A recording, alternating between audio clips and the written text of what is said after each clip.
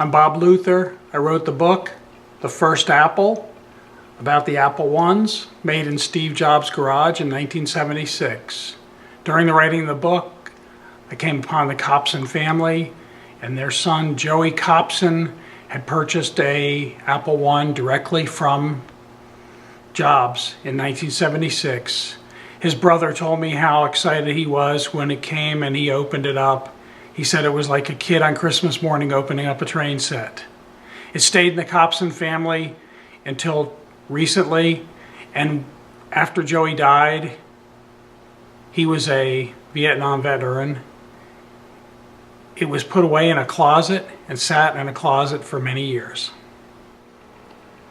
I interviewed Joey's brother, Bill Copson, and Bill told me that when Joey was 9 or 10, thought it was 1957, Joey knew everything about satellites, and he spread the word around the neighborhood. At such and such a time, you've got to be outside to see it. Kids spread the word, and friends of mine told their parents. And they said, well, how do you know this? Well, Joey told me, Joey Copson. When they heard it was Joey Copson, they said, oh, we'd better be out there. And Bill said he remembered standing, he was 4 or 5 years old, standing there and thinking, how does he do this? Here's a group of 30 people that are out here just because of something he said.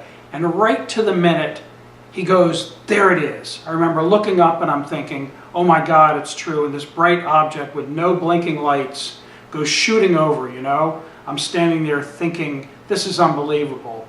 I didn't disbelieve my brother, never. And they had watched Sputnik fly over the US. Joey gets credit for being the Atari programmer who did the games Star Raiders.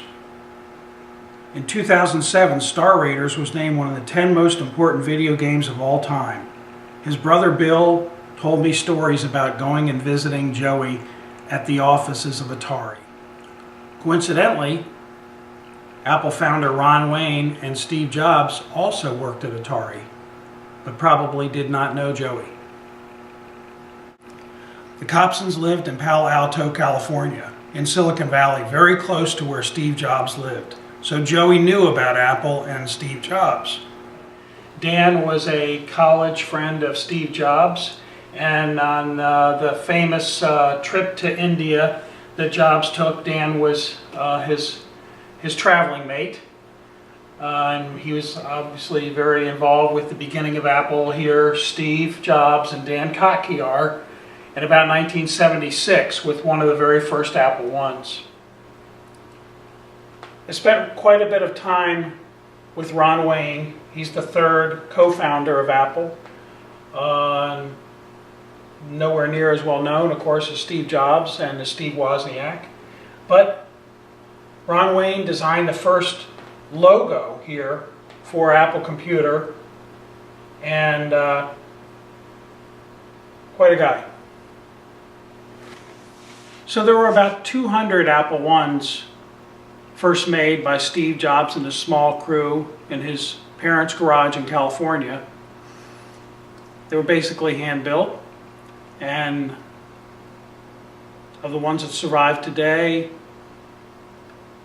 a number of the people that I talked to knew they were something very special, and so they took very good care of them and carefully preserved them because they knew that there was something very special about Steve Jobs and Apple Computer.